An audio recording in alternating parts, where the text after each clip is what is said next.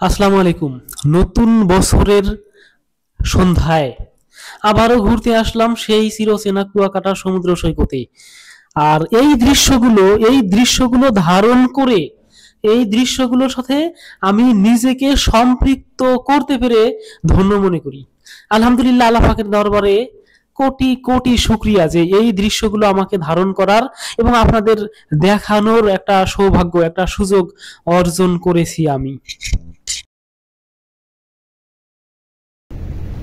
আসলে মামা, সাগর পাড়টা কিন্তু আল্লাহ পাকের অশেষ নিয়ামত আর অপার শান্তির একটা জায়গা। সাগর পাড়ে যতবার আসি ততবারই ভালো লাগে, হৃদয় পরিপূর্ণ হয়ে যায়। এত দর্শক, এত পর্যটক, আল্লাহ পাকের এত বড় নিয়ামত দেখার জন্যই মূলত সাগর পাড়ে আসছি। সব মিলে খুব ভালো লাগে। সাগর পাড় মায়াময়, মোহনীয়। একবার